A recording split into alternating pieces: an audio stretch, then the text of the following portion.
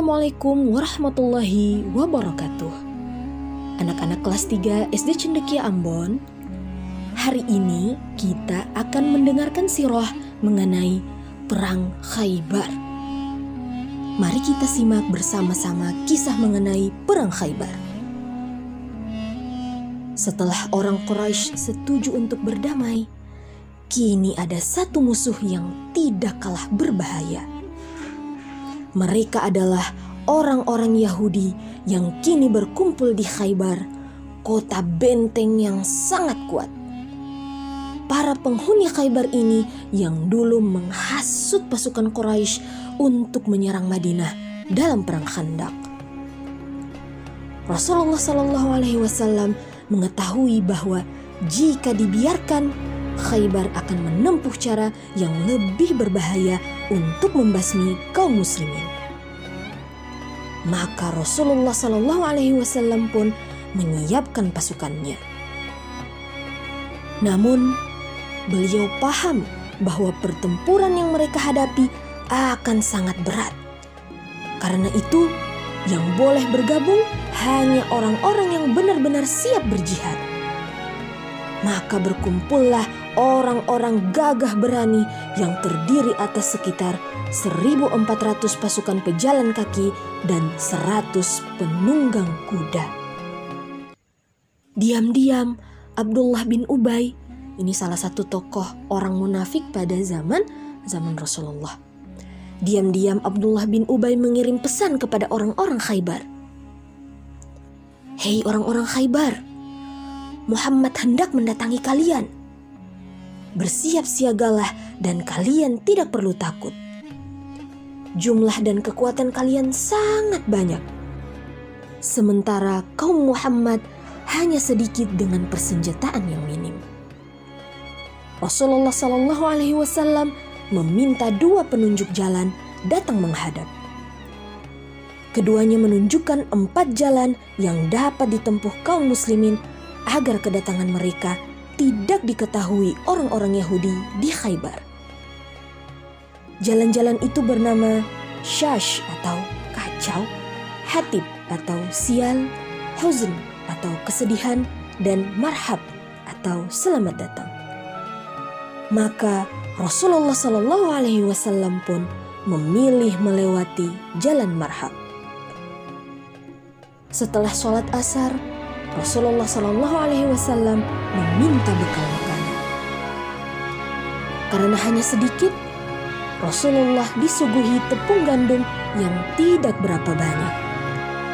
Rasulullah kemudian mengolah tepung itu sehingga menjadi cukup buat beliau dan semua orang. Seorang penyair bernama Amir bin Al-Aqwa melantunkan karyanya. Kalau bukan karena Engkau ya Allah, kami tidak akan mendapat hidayah, tidak pula sholat dan bersedekah. Ampunilah dosa kami sebagai tebusan. Selagi kami tegar dalam ketakwaan, teguhkanlah pendirian kami dalam peperangan. Berikanlah kepada kami ketentraman hati. Kami tidak ingin hidup jika musuh mengalahkan kami. Mendengar syair itu, Rasulullah SAW bersabda, Allah merahmatinya. Para sahabat hafal bahwa jika Rasulullah SAW memohon ampunan bagi seseorang, orang itu akan mati syahid. Demikianlah yang terjadi pada Amir bin Al-Aqwa dalam pertempuran ini. Orang-orang Yahudi Khaybar yang hendak berangkat ke kebun sangat terkejut melihat kedatangan Rasulullah SAW dan pasukannya pagi-pagi sekali. Itu Muhammad, demi Allah, Muhammad dan pasukannya. Rasulullah SAW bersabda, Allahu Akbar, runtuhlah Khaybar. Allahu Akbar, runtuhlah Khaybar. Jika kita tiba di pelataran suatu kaum, maka amat buruklah bagi orang-orang yang layak mendapat peringatan. Setelah mendirikan markas, Rasulullah Shallallahu Alaihi Wasallam mengajak seluruh pasukannya berdoa. Ya Allah, Rabb langit yang 7 serta apa-apa yang dipayunginya, Rabb bumi yang 7 dan apa-apa yang dikandungnya, Rabb setan-setan dan apa yang disesatkannya. Sesungguhnya kami memohon kepadamu kebaikan dusun ini, kebaikan penduduknya, dan kebaikan apapun yang ada di dalamnya. Kami berlindung kepadamu dari kejahatan dusun ini, kejahatan penduduknya, dan kejahatan apapun yang ada di dalamnya. Majulah dengan nama Allah. Pada malam menjelang penyerbuan, Rasulullah Shallallahu Alaihi Wasallam bersabda, besok aku benar-benar akan menyerahkan bendera kepada seseorang yang mencintai Allah dan Rasul-Nya, juga dicintai Allah dan Rasul-Nya. Para sahabat sangat berharap bahwa merekalah yang terpilih. Keesokan harinya, Rasulullah Shallallahu Alaihi Wasallam memanggil Ali bin Abi Thalib. Saat itu Ali sedang sakit mata, namun Rasulullah Shallallahu Alaihi Wasallam mengusap dan berdoa agar Allah menyembuhkan mata menantunya itu. Mata Ali pun sembuh dan ia maju memimpin pasukan. Khaybar terdiri atas rangkaian benteng-benteng yang kuat. Pertempuran seru meletus berhari-hari. Pemimpin Yahudi Khaybar maju sambil bersyair. Khaybar sudah mengenal, akulah Marhab, memanggul senjata tajam pahlawan berpengalaman. Amir bin Al-Aqwa maju menghadapinya sambil bersyair. Khaybar sudah mengenal, akulah Amir, memanggul senjata tajam pahlawan petualang. Dalam duel seru, Marhab menebas tempurung pelindung Amir sehingga ia gugur dan syahid. Rasulullah Shallallahu Alaihi Wasallam bersabda tentang Amir, sesungguhnya dia memperoleh 2 pahala. Dia telah berusaha dan telah berjuang. Tidak banyak orang Arab yang berjalan seperti dia. Kini Ali bin Abi Thalib maju dan membalas syair Marhab dengan garang. Dalam duel, Ali berhasil membunuh Marhab.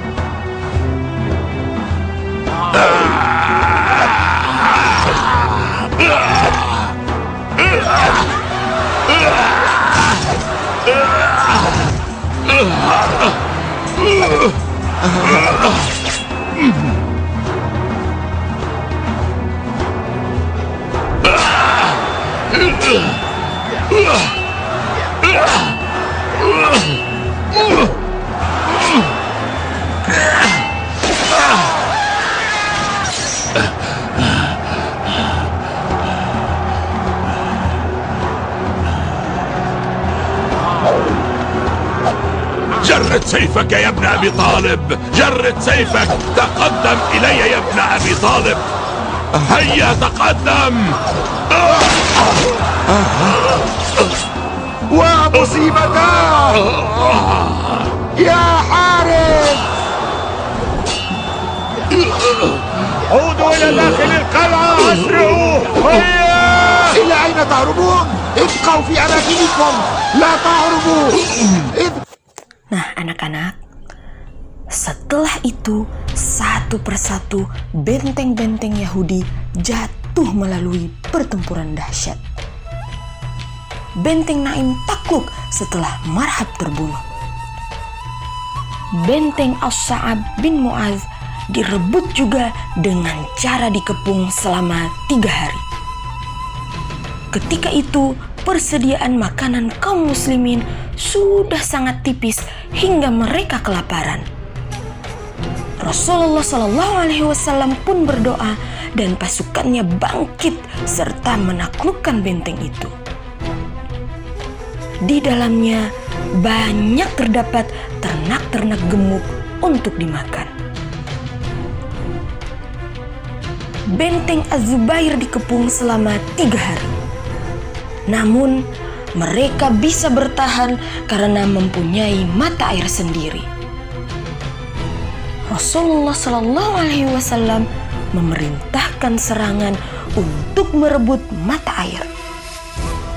Setelah mata air direbut, benteng Az-Zubair pun takluk. Orang-orang Yahudi di benteng Ubay menantang duel 1 lawan 1. Semua pahlawan Yahudi yang maju berduel berhasil ditaklukkan oleh para pahlawan Islam.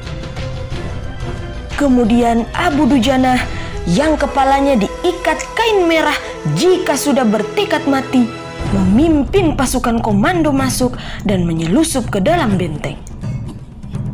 Setelah bertempur seru, benteng Ubay pun takluk. Benteng An-Nizar adalah benteng yang sangat kuat karena letaknya tinggi dan susah diserang. Rasulullah SAW memerintahkan penggunaan manjanik atau pelontar batu besar. Maka dinding benteng jebol dan pasukan muslim membanjir masuk untuk menaklukkan musuh. Ketiga benteng yang tersisa dikepung selama 14 hari.